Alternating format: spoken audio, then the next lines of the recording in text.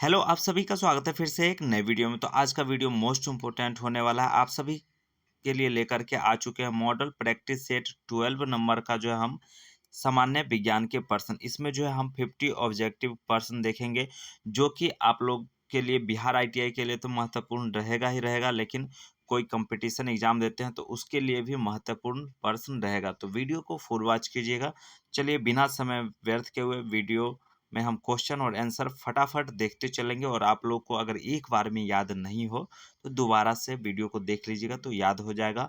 और भी सेट हमारे चैनल पे प्रोवाइड कर दिया गया, तो उसको जा कर के एक बार आप लोग विजिट कर लीजिएगा और प्ले लिस्ट भी देख लीजिएगा। प्रीवियस ईयर का जो है प्ले लिस्ट अपलोड है, ठीक है। तो चलिए शुरू करते हैं आज का वीडियो। तो आप सभी यहाँ पर देख सकते हैं सामान्य विज्ञान के जो है प्रथम प्रश्न। ये जो है 12 मॉडल प्रैक्टिस सेट का क्वेश्चन रहने वाला है। तो दूध की शुद्धता मापने के लिए किस यंत्र का उपयोग किया जाता है? तो हम लोग जो है दूध अभी जो है देते हैं कहीं सेंटर में, जैसे गाय का दूध, तो वहाँ पर जो है कौन सा यंत्र का जो उपयोग किया जाता है मापने के लिए, शुद्धता मापने के लिए? तो यहाँ पर देख सकते हैं, ऑप्शन देख लीजिए। टेकोमीटर, या जो है पेरीमीटर, या टेक्नोमीटर, या लेक्टोमीटर। तो आप लोग के लिए ये मोस्ट इम्पोर्टेंट पर्सन है जानना, तो आप लोग जानते भी होंगे। इसका राइट आंसर हो जाएगा क्या? तो लेक्टोमीटर जो होता है उससे हम लोग जो है क्या करते हैं, दूध की शुद्धता मापते हैं, ठीक है। तो देखिए हम जो है पहले बचपन में जाते थे गाय का दूध लेकर के सेंटर पे, तो वहाँ पर जो है छोटा सा 50 ml के तहत या 100 ml के तहत जो है निकाला जाता था, और उसको क्या किया जाता था, बाद में लैक्टोमीटर डाल करके मापा जाता था, जिससे कि पता चलता था ये दूध जो है कितना शुद्ध है, ठीक है। तो शुद्धता के लिए लैक्टोमीटर याद रखिएगा। आप सभी भी अगर दूध देते होंगे सेंटर में तो आप लोग को पता होगा, क्योंकि ग्रामीण क्षेत्रों में जो है इसका उपयोग होता है, ठीक है। ओके, चलिए नेक्स्ट प्रश्न की ओर बढ़ते हैं। यहाँ पर पूछा गया है आप सभी का, भेड़ के एंथ्रेक्स होने का कारण है?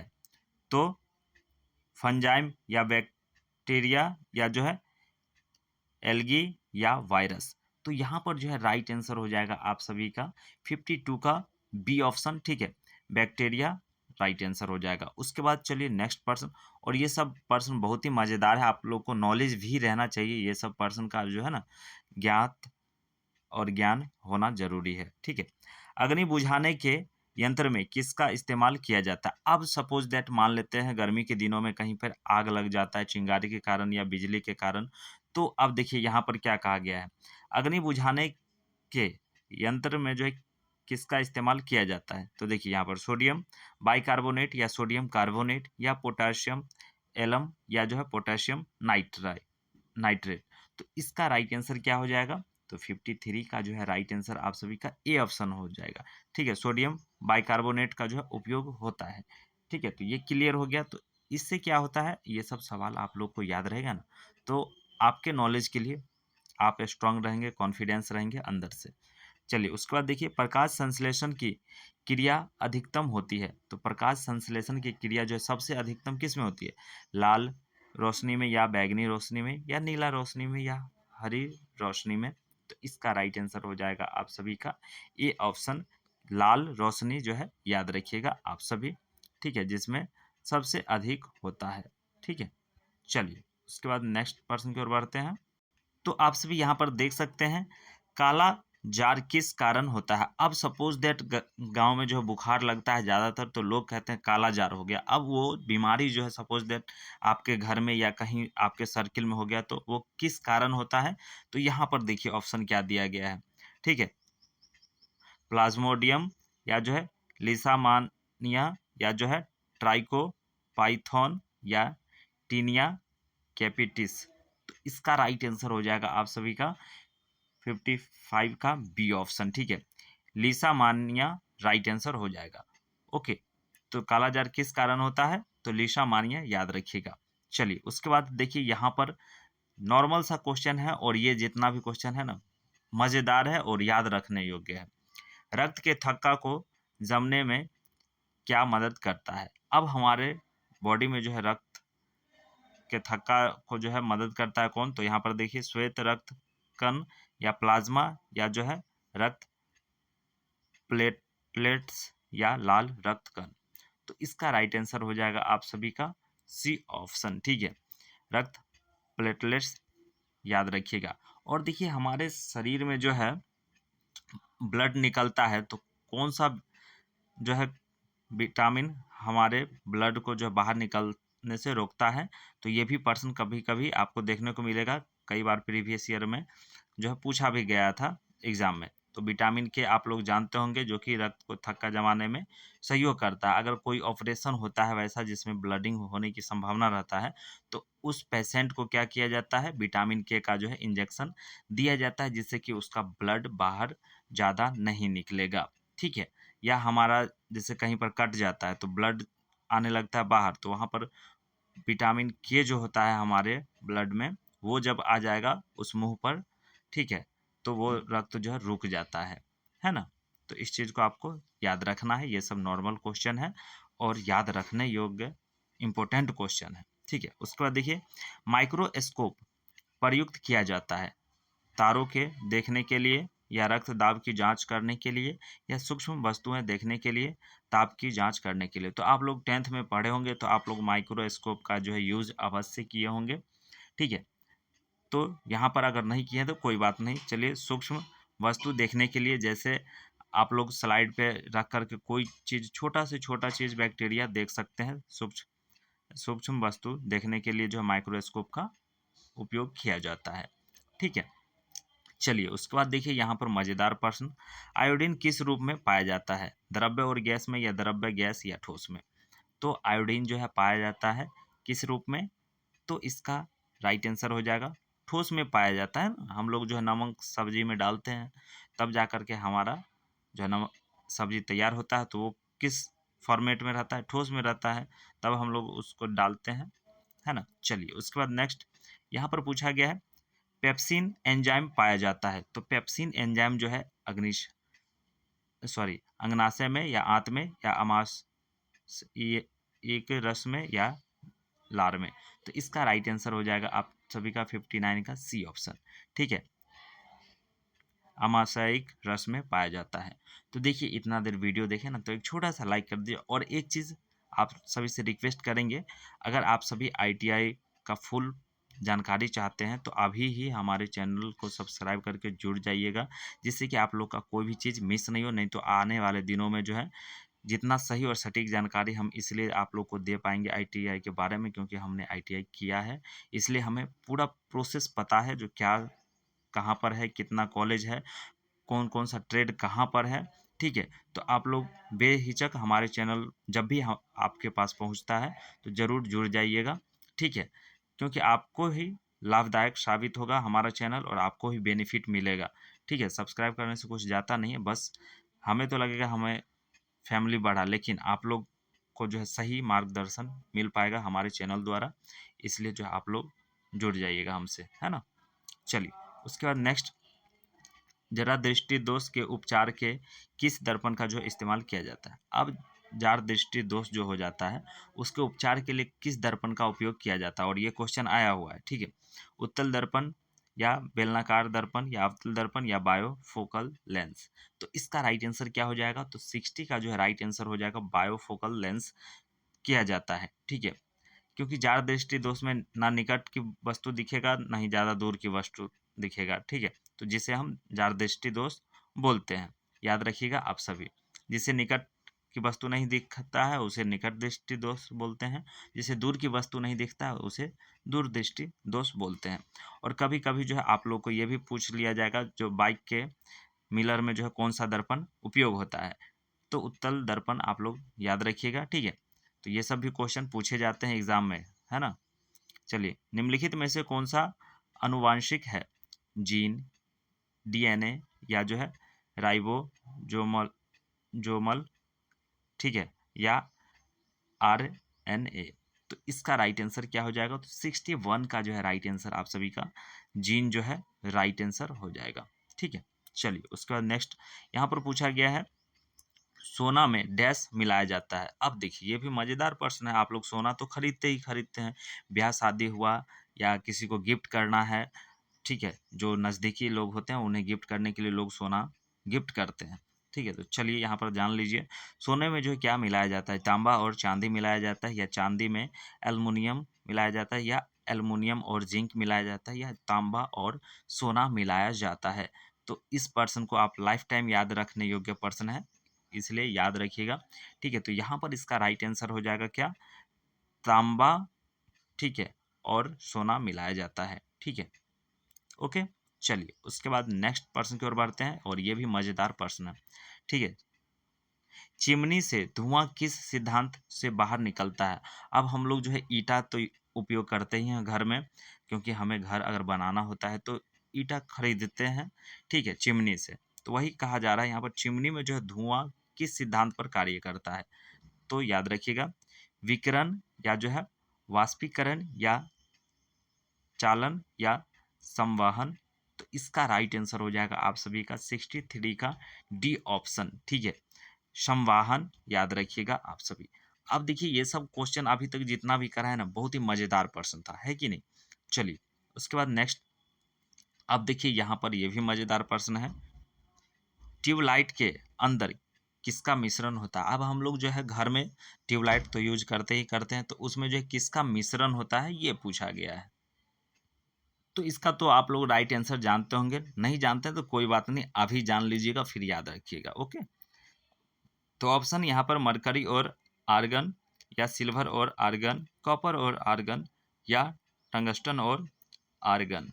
तो इसका राइट आंसर हो जाएगा मरकरी और आर्गन जो है मिलाया जाता है, ट्यूबलाइट के अंदर रहता है। ठीक है, चलिए उसके बाद यहाँ पर देखिए, कोशिका का रसोई घर किसे कहा जाता है। कोशिका का जो है रसोई घर वह किसे कहा जाता है। तो इसका राइट आंसर हो जाएगा क्लोरोप्लास्ट को जो है कहा जाता है। ठीक है, बी ऑप्शन। उसके बाद चलिए यहाँ पर पूछा गया है, कृत्रिम हीरा किससे कहा जाता है। कृत्रिम हीरा जो है किससे कहा जाता है, ग्रेफाइट, या जो है सिलिकॉन कार्बो कार्बाइट, या जो है एंथ्रासाइट कोयला, या ब्यूटीमिनस कोयला। ठीक है, बिटूमिनस कोयला। ठीक है, तो चलिए इसका राइट आंसर हो जाएगा आप सभी का 66 का जो है बी ऑप्शन राइट आंसर हो जाएगा, सिलिकॉन कार्बाइड को कहा जाता है। ठीक है, चलिए उसका नेक्स्ट, चलिए यहाँ पर देख सकते हैं पूछा गया है, डैश पारपोषित पोषण की एक पद्धति नहीं है। ठीक है, तो परजीवी, प्राणिसम, या जो है स्वचालित, या मृत पोषित। तो इसका राइट आंसर हो जाएगा आप सभी का सी ऑप्शन जो है राइट आंसर हो जाएगा, स्वचालित। ओके, और देखिए आप लोगों को अगर कोई गलती हमें दिखे तो उससे भी हमें जो है कमेंट करके बताइएगा, जिससे हम कोशिश करें आने वाले दिनों में सुधार करने का। ठीक है, ओके, तो ये भी आप लोग थोड़ा हेल्प कर दीजिएगा। ठीक है, हमें जहाँ तक कोशिश करते हैं बेहतर कर सकें आप लोगों के लिए, लेकिन आप लोग से भी थोड़ा राय मशवरा जो है चाहिए हमें होता है, जिससे कि हम भी बेहतर और कर सकें। ठीक है, चलिए, नींबू का डाइबैक रोग का कारण होता है। तो इसका राइट आंसर क्या होता है, यहाँ पर जास्ता की कमी से जो है नींबू का जो है डाइबैक रोग का कारण होता है ना। चलिए उसके बाद नेक्स्ट यहाँ पर पूछा गया है, सिरका को किसकी सहायता से तैयार किया जाता है। तो सिरका को जो है किसकी सहायता से तैयार किया जाता है। ठीक है, तो एसीटोबैक्ट एसिटिक से जो है तैयार किया जाता है, यानी कि सी ऑप्शन राइट आंसर हो जाएगा। ओके, चलिए उसके बाद नेक्स्ट यहाँ पर पूछा गया है, किस तरंग का प्रयोग रक्त विहीन सर्जिकल ऑपरेशन के लिए किया जाता है। ठीक है, रक्त विहीन सर्जिकल ऑपरेशन के लिए किया जाता है। तो यहाँ पर इसका जो है राइट आंसर क्या हो जाएगा। ठीक है, अनुप्रस्थ तरंग को, ठीक है, अनुप्रस्थ तरंग राइट आंसर हो जाएगा। चलिए उसके बाद यहाँ पर कोई बल किसी 10 केजी की वस्तु में 15 मीटर प्रति सेकंड स्क्वायर का त्वरण उत्पन्न करता है, तो लगाए गए बल की गणना करें। ठीक है, तो इसको आप लोग जो है सॉल्व कीजिएगा तो आंसर निकल के आएगा। ऑप्शन देख लीजिए आप सभी, राइट आंसर 150 एन जो है इसका राइट आंसर हो जाएगा। ठीक है, चलिए उसके बाद यहाँ पर पूछा गया फिर उसी तरीके का प्रश्न, 1 केजी द्रव्यमान के पत्थर को 20 मीटर सेकेंड -1 के वेग से झील की जमी हुई सतह पर फेंका जाता है। पत्थर 50 मीटर की दूरी तय करने के बाद रुक जाता है। पत्थर और बर्फ के बीच लगने वाले घर्षण बल की गणना करें। तो इसका ऑप्शन देख लीजिए और राइट आंसर क्या हो जाएगा इसका, तो -4n जो है इसका राइट आंसर हो जाएगा ए ऑप्शन। ठीक है, ओके। तो देखिए आप लोग के एग्जाम में अगर हार्ड क्वेश्चन आए तो घबराना नहीं है, ठीक है, जितना आता है उतना जरूर बनाना है सही और सटीक, और जो नहीं आएगा ना उसको भी आप लोग ऑप्शन के हिसाब से जो आपको सही लगे, ठीक है, जय श्री राम का नाम लेकर के एकदम टिक करके चले आना है। रैंक आपका जो है बन ही जाएगा, इसलिए टेंशन नहीं लेना है। ठीक है, एक घनाकार तांबे का टुकड़ा पानी में पूरी तरह डूबा है। इस टुकड़े का प्रयोग किनारा 1 सेंटीमीटर लंबा का है। तो इस टुकड़े पर लगने वाले उत्प्लावन बल की गणना करें। तो यहाँ पर जो है मान दिया गया है जी का मान 10n और जल का घनत्व 10⁻³ kg प्रति मीटर क्यूब दिया गया है। तो यहाँ पर इसका राइट आंसर जो हो जाएगा आप सभी का 73 का राइट आंसर सी ऑप्शन हो जाएगा। ठीक है, 100 निकल के आएगा। ओके, चलिए उसके बाद नेक्स्ट यहाँ पर पूछा गया है, यदि पृथ्वी पर आपका भार 60 kg वेट हो तो आपको पृथ्वी के केंद्र से कितनी दूरी जाना पड़ेगा ताकि आपका भार 30 kg वेट रह जाए। तो पृथ्वी की त्रिज्या यहाँ पर दिया गया है 64 km। ठीक है, तो इसको जो है सॉल्व कीजिए तो आप लोग का आंसर आएगा 64 का जो है ए ऑप्शन। ठीक है, 49.6 m आएगा निकल के। ओके, चलिए उसके बाद नेक्स्ट प्रश्न की ओर बढ़ते हैं। यहाँ पर पूछा गया आप सभी का, यदि अंतरिक्ष यान पृथ्वी के केंद्र से 2 अर्धव्यास की दूरी पर हो तो उसका गुरुत्व त्वरण क्या होगा। पृथ्वी की सतह का गुरुत्व त्वरण यहाँ पर दिया गया है। तो इसका राइट आंसर हो जाएगा आप सभी का डी ऑप्शन जो है राइट आंसर हो जाएगा 2.45 मीटर प्रति सेकेंड स्क्वायर। ठीक है, यानी कि डी ऑप्शन। ओके, चलिए वहाँ यहाँ पर नेक्स्ट प्रश्न, 2 या 2 से अधिक वस्तुओं का मिश्रण कहलाता है। तो ये तो परिभाषा है किसी चीज़ का लगता है, 2 या 2 से अधिक मिश्रण क्या कहलाता है। तो चलिए ऑप्शन देख लेते हैं। तो यहाँ पर ऑप्शन के अनुसार अगर देखिएगा तो मिश्र धातु 2 या 2 से अधिक मिश्रण को क्या कहते हैं, मिश्र धातु कहते हैं। तो नॉर्मल सा ये तो राइट आंसर कोई भी बना सकता है, ना ही क्षारीय धातु होगा, ना ही उत्कृष्ट धातु होगा, ना ही अम्ल लगन होगा। ठीक है, चलिए उसके बाद नेक्स्ट यहाँ पर देखना है, ऑयल गैस एक मिश्रण है। तो ये जो है किसका मिश्रण है ये पूछा गया है। तो इसका राइट आंसर हो जाएगा आप सभी का संतृप्त हाइड्रोकार्बन का जो है मिश्रण है। ओके, चलिए उसके बाद बेरिक अम्ल है। तो बेरिक अम्ल जो है 78 का राइट आंसर क्या हो जाएगा, मृदुल प्रतिरोधी है। ठीक है, यानी कि ए ऑप्शन ही इसका जो है राइट आंसर हो जाएगा।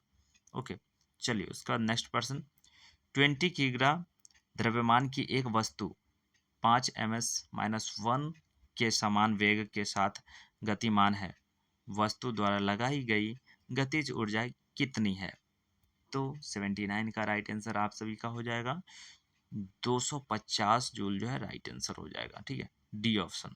ओके, चलिए उसके बाद नेक्स्ट प्रश्न की ओर बढ़ते हैं। यहाँ पर पूछा गया है, धातु के तार का प्रतिरोध होता है। तो धातु के जो है तार है उसका प्रतिरोध क्या होगा। तो इसका ऑप्शन देख लेते हैं। यहाँ पर इसकी लंबाई के अनुपात और अनुप्रस्थ काट के क्षेत्रफल के व्युत्क्रमानुपाती इसकी लंबाई के, ये 3 ऑप्शन जो है राइट आंसर हो जाएगा इसका। ठीक है, इसकी लंबाई के अनुपाती और अनुप्रस्थ काट के क्षेत्रफल के व्युत्क्रमानुपाती। ओके, धातु के तार का प्रतिरोध होता है। चलिए उसका नेक्स्ट यहाँ पर पूछा गया CE-58 तत्वों के डैश ब्लॉक का सदस्य है। तो ये किस ब्लॉक का सदस्य है ये पूछा गया है। तो 81 का जो है राइट आंसर हो जाएगा एफ। ठीक है, चलिए उसका नेक्स्ट यहाँ पर पूछा गया है, आसानी से झाग नहीं देने वाला जल कहलाता है। तो मृदु जल या भारी जल या कठोर जल या खनिज जल। तो इसका राइट आंसर हो जाएगा आप सभी का 82 का सी ऑप्शन, कठोर जल जो है राइट आंसर हो जाएगा। ठीक है, आसानी से जो है ये झाग नहीं देता है। ओके, चलिए उसके बाद यहाँ पर पूछा गया एल्काइन का रासायनिक सूत्र क्या होता है। और देखिए कभी चीनी का सूत्र पूछा जाएगा कि कोई ना कोई एक इस तरीके का प्रश्न पूछा ही जाता है, ये भी क्वेश्चन आया हुआ है। ठीक है, तो एल्काइन का रासायनिक सूत्र क्या होता है, तो 83 का जो है आप लोग बता सकते हैं आराम से। क्या होता है CmH2n-2, यानी कि सी ऑप्शन राइट आंसर हो जाएगा। ठीक है, चलिए उसके बाद नेक्स्ट, किसने अपनी आवर्त तालिका में अंतरालों के आधार पर अभी कुछ और खोजे जाने वाले तत्वों के अस्तित्व की भविष्यवाणी की। तो ये जो है आप लोग अगर केमिस्ट्री में पढ़े होंगे तो आपको याद भी होगा ये पर्सन, है ना, ये मोस्ट इम्पोर्टेंट पर्सन भी है। ठीक है, मेंडलीफ ने जो है भविष्यवाणी की है। ठीक है, चलिए उसका नेक्स्ट यहाँ पर पूछा गया है, किसी तंत्रिका कोशिका के अक्षांशीय सिरे और दूसरी तंत्रिका कोशिका के ध्रुवांशय के बीच की संधि को क्या कहते हैं। तो इसका राइट आंसर ऑप्शन के हिसाब से देख सकते हैं यहाँ पर जो है 85 का जो है राइट आंसर हो जाएगा आप सभी का सिनेप्स। ठीक है, क्या हो जाएगा, सिनेप्स जो है राइट आंसर हो जाएगा। ओके, चलिए उसके बाद नेक्स्ट प्रश्न की ओर बढ़ते हैं। तो यहाँ पर पूछा गया है आप सभी का, जब कॉपर ऑक्साइड को हाइड्रोजन के साथ गर्म किया जाता है तो तांबा धातु और जल का निर्माण होता है। इस क्रिया को हाइड्रोजन के साथ क्या होता है। तो ऑक्सीकरण, विघटन या ऑक्सीकरण और अपचयन दोनों या अपचयन। तो इसका राइट आंसर हो जाएगा 86 का जो है ये ऑप्शन ही राइट आंसर होगा, ऑक्सीकरण होता है। ठीक है, चलिए उसके बाद यहाँ पर पूछा गया है, एक लेंस की पावर -2.5D है, लेंस का प्रकार और इसकी फोकस लंबाई क्रमशः होगी। ठीक है, तो इसका राइट आंसर क्या हो जाएगा, तो 87 का राइट आंसर हो जाएगा अवतल -040M। ठीक है, ये हो जाएगा राइट आंसर बी ऑप्शन। ठीक है, चलिए उसके बाद नेक्स्ट यहाँ पर पूछा गया है, निम्नलिखित में से बल की इकाई क्या है, न्यूटन, वाट, पास्कल या जूल। तो इस तरीके का भी जो है जरूर से जरूर पूछा जाता है एसआई मात्रक, तो आप लोग याद रखिएगा, है ना। तो 88 का जो है राइट आंसर क्या हो जाएगा, बल की इकाई कौन है, तो न्यूटन। ठीक है, चलिए ओके, चलिए नेक्स्ट क्वेश्चन यहाँ पर पूछा गया है, डैश समूह के पौधे को आमतौर पर शैवाल कहा जाता है। तो कौन से समूह को शैवाल कहा जाता है, तो यहाँ पर थेलोफाइटा को कहा जाता है, यानी कि बी ऑप्शन राइट आंसर हो जाएगा, है ना। उसका चलिए नेक्स्ट, निम्नलिखित में से कौन सा राइजोम का उदाहरण है। ठीक है, तो अदरक, आलू, प्याज, गन्ना। तो इसका राइट आंसर क्या हो जाएगा, 90 नंबर का जो है राइट आंसर हो जाएगा अदरक। ठीक है, अदरक जिसे हम लोग आदि बोलते हैं। ठीक है, चिकन बनाते होंगे तो आप लोग आदि डालते होंगे तब टेस्ट क्या आता है ना, निकल के। चलिए गैल्वेनो सॉरी गैल्वेनीकरण की प्रक्रिया में लोहे के ऊपर कौन सी धातु की परत चढ़ाई जाती है। तो 91 का जो है राइट आंसर क्या हो जाएगा, डी ऑप्शन, जिंक की परत जो है चढ़ाई जाती है ना।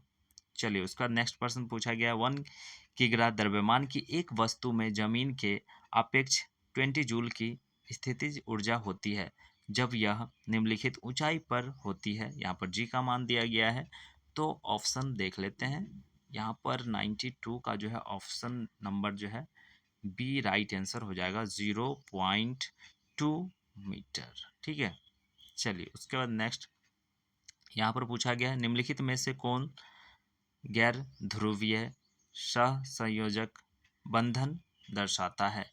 ठीक है, तो यहाँ पर इसका जो है राइट आंसर हो जाएगा आप सभी का डी ऑप्शन। ठीक है, क्लोरीन अणु। ओके, डी ऑप्शन याद रखिएगा, क्लोरीन अणु। उसके बाद चलिए नेक्स्ट प्रश्न यहाँ पर पूछा गया है, निम्नलिखित में से कौन सी भौतिक वस्तुओं की कोई इकाई नहीं है। कोई इकाई नहीं है, यहाँ पर ये पूछा गया है। ठीक है, तो 94 का जो है राइट आंसर हो जाएगा आप सभी का बी ऑप्शन, सापेक्षिक घनत्व। ओके, चलिए उसके बाद नेक्स्ट यहाँ पर पूछा गया निम्नलिखित में से कौन सी यांत्रिक तरंगे हैं। तो कौन सी जो है यांत्रिक तरंगे हैं, तो यहाँ पर ध्वनि तरंगे या एक्स किरणें या सूक्ष्म तरंगे, रेडियो तरंगे। तो इसका राइट आंसर हो जाएगा आप सभी का 95 का ए ऑप्शन, ध्वनि तरंगे जो है यांत्रिक तरंगे हैं। ठीक है, क्योंकि हम लोग जो है कोई भी चीज़ आवाज़ करता है तो हम लोग सुन लेते हैं कहीं पर, या कोई पुकारा तो क्या होता है, ध्वनि जो है हम सुन लेते हैं आराम से, है ना। तो यहाँ पर पूछा गया आप सभी का कपड़े के रंग का विरंजक करने वाला अभिकर्मक है। तो ये जो है क्या है, ठीक है, ब्लीचिंग करने वाला। तो इसका राइट आंसर हो जाएगा आप सभी का 96 का जो है B option. Okay, sulphur dioxide होता है ना। चलिए उसके बाद नेक्स्ट प्रश्न पूछा गया यहाँ पर, डैश को विद्युत परिपथ में समानांतर जोड़ा जाता है। तो आप लोग जानते होंगे इस प्रश्न का उत्तर क्या हो जाएगा, इसका राइट आंसर 97 नंबर का राइट आंसर हो जाएगा, वोल्ट मीटर को जोड़ते हैं, है ना। वोल्ट मीटर को विद्युत परिपथ में समानांतर जोड़ा जाता है। ओके, चलिए उसके बाद नेक्स्ट यहाँ पर ऊर्ध्वपातन क्या है। तो इसका राइट आंसर क्या हो जाएगा, तो 98 का जो है राइट आंसर आप सभी का हो जाएगा, यह किसी ठोस और द्रव्य में रूपांतरित होने की प्रक्रिया, यह तो नहीं होगा। दूसरा नंबर देखते हैं, यह किसी ठोस के वाष्प में रूपांतरित होने की प्रक्रिया, दोनों रूपांतरित होने या किसी ठोस में वाष्प, हाँ ये हो जाएगा राइट आंसर। ठीक है, यह किसी ठोस के वाष्प में रूपांतरित होने की प्रक्रिया जो है होगा, यानी कि बी ऑप्शन राइट आंसर। ठीक है, चलिए उसके बाद 99 नंबर प्रश्न देख लेते हैं, निम्नलिखित 3 तत्वों में से किसका सबसे बाहरी शेल भरा है। ठीक है, तो किसका सबसे बाहरी शेल भरा है, इसका राइट आंसर यहाँ पर देख सकते हैं, लिथियम, सोडियम, पोटेशियम, ठीक है, मैग्नीशियम, हीलियम, नियॉन ये नहीं होगा, मैग्नीशियम, कैल्शियम, बेरियम ये नहीं होगा, हीलियम, नियॉन और आर्गन, हाँ ये होगा राइट आंसर, यानी कि डी ऑप्शन 99 का जो है डी ऑप्शन राइट आंसर हो जाएगा। ठीक है, हीलियम, नियॉन और आर्गन। ओके, चलिए उसके बाद नेक्स्ट प्रश्न देख लेते हैं यहाँ पर, समय टी के दौरान तार में विद्युत धारा के द्वारा उत्पन्न ऊष्मा का निर्धारण डैश द्वारा किया जाता है। तो किसके द्वारा किया जाता है, तो इसका राइट आंसर हो जाएगा H बराबर आई स्क्वायर आर टी।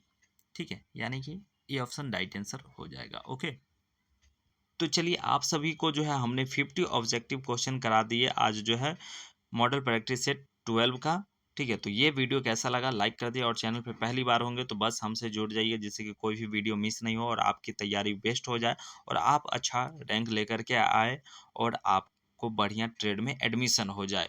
ठीक है, तो चलिए और भी जितना भी हो सकेगा हम सही और सटीक जानकारी देने का प्रयास करेंगे, आप लोग को ज्ञान बढ़ाने का प्रयास करेंगे। जो चीज़ जानते हैं अच्छी बात है, जो नहीं जानते हैं वो सीख लीजिएगा, और जो नया चीज़ देखने को मिले उसे भी सीखते रहिएगा। और देखिए जितना सीखिएगा उतना आप स्ट्रांग बनते जाइएगा, कॉन्फिडेंस आपके अंदर आता जाएगा और आप बेहतर कर पाइएगा। ठीक है, तो चलिए फिर मिलेंगे हम नेक्स्ट वीडियो में। वीडियो देखने के लिए बहुत बहुत दिल से धन्यवाद। जय हिंद, जय भारत।